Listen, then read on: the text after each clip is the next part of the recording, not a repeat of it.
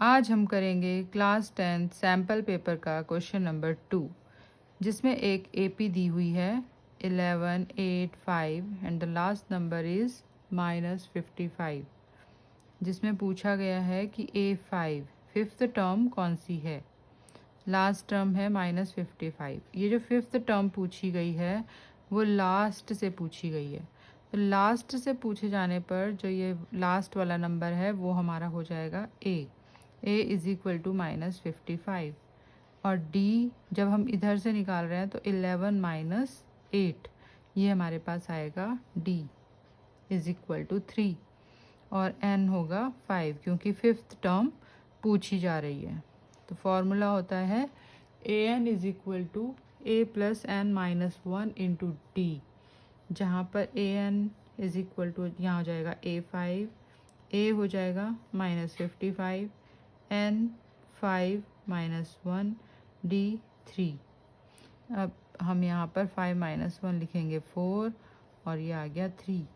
तो पहले मल्टीप्लाई करना है, 4 3 जा 12, और ये माइनस का है ये प्लस का है, इसलिए इन दोनों को करेंगे माइनस। 5 में से 2 गया 3, 5 में से 1 गया 4। Answer is -443। इसके बाद आता है क्वेश्चन नंबर 3। क्वेश्चन नंबर 3 में एक फिगर दी गई है।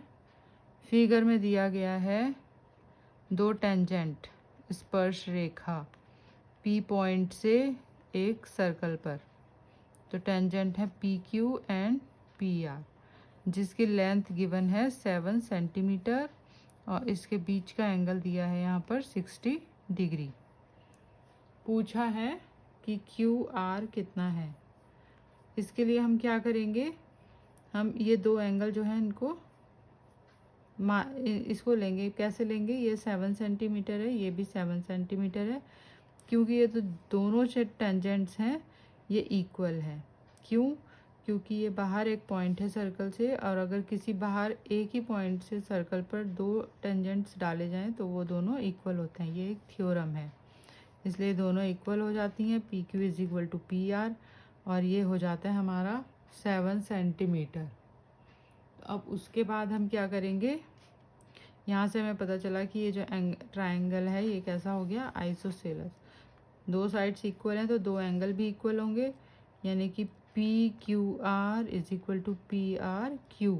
यहाँ से ये आ गया, और हम इसको क्या मान लेते हैं, X। अब इसी ट्रायंगल में फिर से देखेंगे तीनों का सम कितना होगा, 180। तो हम ले लेंगे x plus 6। P is equal to 180 degree, P है हमारे पास 60 डिग्री। इसको अब हम सॉल्व करेंगे, तो यहाँ से हमें मिलेगा x प्लस x 2x, और ये जो 60 है वो दूसरी साइड जाएगा तो माइनस हो जाएगा 180 माइनस 60, जिसको माइनस करने पे हमें मिलेगा 120, और 2 चला जाएगा 120 के नीचे, 2 से इसको डिवाइड करेंगे हमें मिलेगा 60 डिग्री। तो x आ गया 60 डिग्री। यहाँ से पता चल रहा है कि ये सारे एंगल कैसे हैं, 60 डिग्री हैं, इसलिए PQR हो गया हमारे पास इक्विलेटरल ट्रायंगल, यानी कि समबाहु त्रिभुज, जिसकी तीनों साइड्स इक्वल होती हैं। अब तीनों साइड्स इक्वल हैं तो ये जो QR पूछा गया है वो भी क्या है, 7 सेंटीमीटर। तो वीडियो को करें like, share, subscribe and comment.